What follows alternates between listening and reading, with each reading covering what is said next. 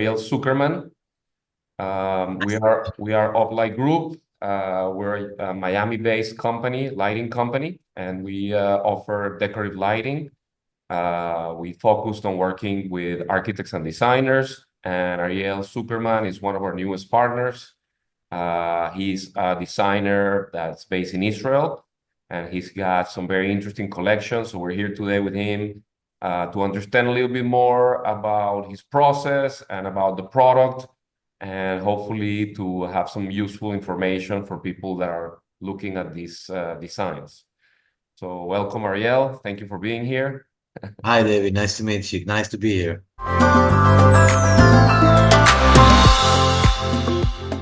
So we wrote down some questions just to keep us in track a little bit. So I'll go through them, and but feel free to jump in with any comments or anything that you feel it's good. So first question is, if you can tell us briefly about your journey into lighting design, how you got into this, and just a Yeah, little bit sure. about you. Well, so after I graduated product design studies, I started working with Kete Plastic, which is a big retail company, actually working quite a lot in the US market. And it was a great school for me to see how mass production of a product, like how product comes to life, the mass production, it's all injection molding. So I learned a lot there about all the process and all the stages that you need to go through. And then one day was like an open call for exhibition to participate in. And I thought to myself, what can I do for this exhibition? And started to explore, a little bit more deeper the lighting field. And then I thought to myself, how to simplify it. And I thought that like a lighting fixture basically is like just a cable, bulb socket, and a bulb. And that's enough for a fixture. So, and I took the Edison bulb, classic shape Edison bulb, and tried to play with it, like the positive and negative of it, and try to create the shape just from the cable in a negative way. And I like the process a lot. And also the results was quite good in the exhibition, and I fell in love with lighting. And that's it. That's how I started. That's great. That's great. And so, in what inspired you in your career as a lighting fixture designer? Is there anything that inspired you to become a designer? Maybe someone else that you looked up to, or something else that really said, I wanna do this for a living? First of all, it's if it's someone, it's Achille Castigliani. It was like for me, it's the godfather of product design, especially for lighting design. It make the arco and make a lot of different kind of lightings, which beautiful and make you think. And also Ingo Maurer. Ingo Maurer also is another person that I look up to. But the main thing for me in lighting is it's the four dimension, because usually as a product designer you deal with X, Y, Z, like 3 dimensions. And then as a lighting designer, you deal with another dimension, which is light. And it's getting and when you turn on the light, it's a whole different ball game. You get like shades, darkness, lighting, more depth, more textures. So that's what attracts me most to be as a lighting designer, and to be able to try to control it or to deal with it or to come interact with it. Also, I was always aware in my life, when you come to a space, when you come to a room, how it changed with different lighting, all the atmosphere, all your thoughts and feelings, how they change with lighting. So I think that's what's the magic in lighting. Great. I love that. I've never heard that before about the four dimensions. Good. So your designs are known for their innovative and artistic approach. Can you tell us a little bit more about your process? Like when you're starting a new project, what's the process like? Yeah, well, for me, I think for each one of us it's different, but for me, it starts, with the seed of the idea, which comes from, I don't know where, from the world of ideas. But then when you get a hold of it, I start to do like a game of imagination in my mind. I will take it for quite a while, just think about it and try to imagine it and try to imagine all the process as far as I can. Once I saw like an interview like with Albert Einstein, and he said it was said that he was do all experiments just in his imagination. Because what is more creative than our imagination, you know? So in first stage, I try to keep it in my mind and try to go to play to like a chess game. Try to go another step and another step and another step, and then just to start the process. Yeah, that's the way I do it. Interesting. And how do you balance functionality and aesthetics in your lighting design? Because as you said, Uh, lighting is it's also about lighting up a room and having a function. yeah, yeah. To be honest, first I don't. Okay. I don't want to limit myself in the first stage. So the first stage I don't limit myself how we're gonna function, how we're gonna work. If I got an idea, I just go with it. And then after a while, when you start the develop process,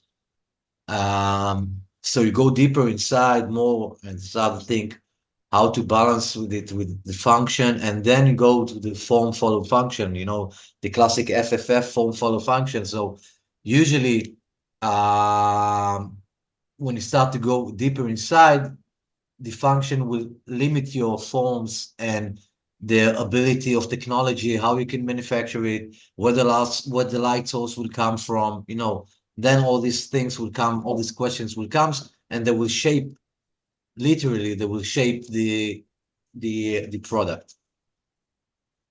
Great. I have one more question about the design process, and it's if you can walk us through the stages from concept to final product. So how do you go from that idea to the final lighting fixture?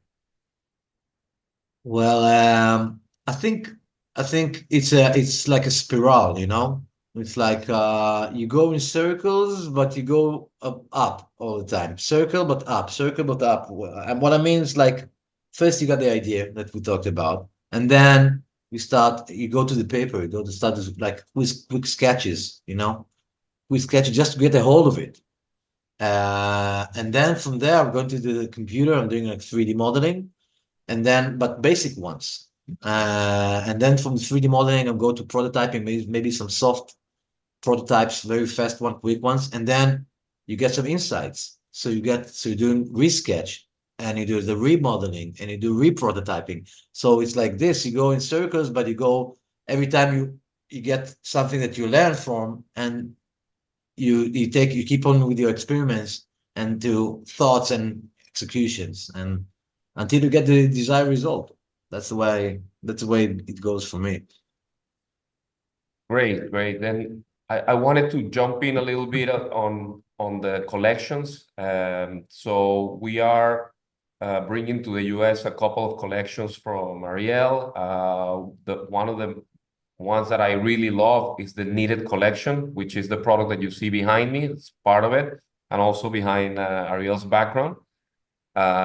So it's a beautiful design, and I wanted you to tell us a little bit more the story behind it and why it inspired you and how it came to be the collection that we have today. So it's funny. This it got a very nice story behind it. This the native one. It's like illustrates the creation, the process of creation. Like one day I came across with the EL wire. I don't know if you know what it is. It's like just a cable of wire, but it's lit in all the way. And I thought to myself, wow, it's cool. It's like you don't need a light source. This is the light source and it's a cable. So try to knit it, woven in it, some techniques like basket weaving, crocheting, something to do with it that you don't need a light source. And this will be also the form.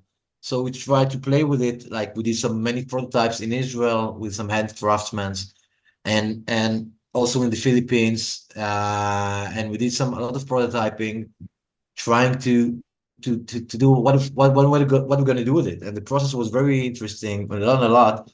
But in the end of the day, the result was that it wasn't enough light because the light itself was very soft, too weak.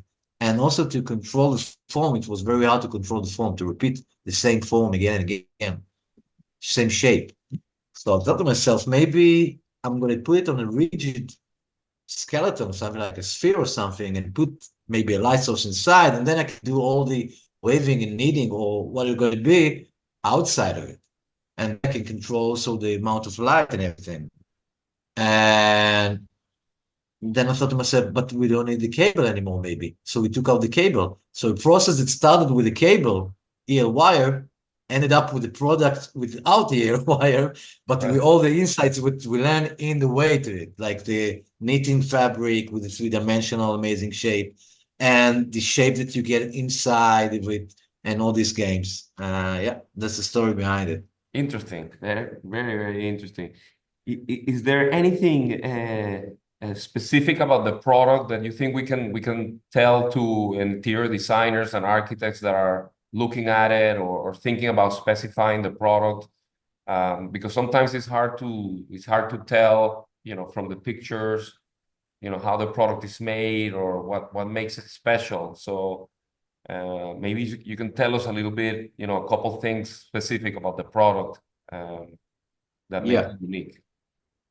Sure. I think first of all, what stands out is originality. It's like it's very unique shape and look, so it catches your eyes. Like you can't almost ignore it when you see it in the space. And it's rich of colors and textures. And also we can control because we doing combination of traditional techniques like handmade crochet and industrial techniques like the knitted machine that's doing it. We can control the length. You can get it any length you like. So you can it can be specified for different kind of spaces and functions. And it got very rich colors and textures. So you can got many colors to choose from, any length you like. It comes in in three different diameters. So it can fit a lot of spaces and functions, and its visibility very catches your eye, as I said. So um, I think, yeah, it's quite unique product. Great, great. And then we also have another collection, which I think it's also very innovative, which is called OR, and it's a 3D printed product. So can you tell us how did you approach the materials and the craftsmanship in this particular product? Yeah. So 3D printing technology, I know for many years since I was working as a designer for this big company that I told you before. But you used to do like models with it. And that's in my mind was like 3D printing is for models, for prototyping, but not for the final product. Right. And then a good friend of mine, which is PhD, was specific in 3D printing. He showed me like another aspect of this technology. And I started to explore different textures in 3D printing. And I thought to myself, maybe my goal try to achieve, to elevate this plastic look that we know of 3D printing, which going for models and it's quite low, try to elevate it to like a product which got a rich textures, almost soft textile texture. And that's what the quest, like that was the goal to how to do it. And also by adding the novel material like oak wood in wood turning. So these two technologies, two materials working very good together, I think. And the end result was quite unique, quite interesting. It very fits our studio. Great, great. And because we have to keep this short, I just wanted to ask you some closing questions. So one of them is, what's next for you? And if you can tell us, about any exciting products or new collections that you're working on. Um, Yeah. So now we are establishing in the States that we're establishing ourselves in the US, like last spring, we're exhibiting in the ICFF and started the exciting collaboration with Uplight Group. Um, So that's our goal now. And also you have all the time the same. They got the medal of developing a new collection, so hopefully we're gonna launch it in spring, the upcoming spring. We're gonna launch the new collection. We go to continue our unique line, and also I had a dream to cooperate with one of the international lighting brands, like specifically Mui, if you heard about them. I was in touch with them a few times before, like we have a good relationship with some ideas that I got, and hopefully maybe we can collaborate in the future one time. Great, great. And what advice would you give to an aspiring designer that kind of wants to follow your footsteps and create their own studio? I will give them the same advice I got when I was young. When I graduated school, I was quite a good student, but the head of the department, which was a very experienced designer, he told me, you know, there are many creative, smart, talented, original people, but the ones that they can make it succeed in this field, that's the one they do in the mileage, not the one that doing. It's all about doing. Like don't just stay with thinking and concepts and be afraid how to do it. And first of all, think and then do, execute. And when you get the mileage, it will come. Succeed will come. That's great. That's great advice. Ariel, it's a pleasure to talk to you. I hope that maybe we can do more of this. This is the first one we do, and I thought it's great. It's very useful, and hopefully people will appreciate your views on these beautiful collections. Thank you very much, David. Thank you. Thank Thank you. you very much.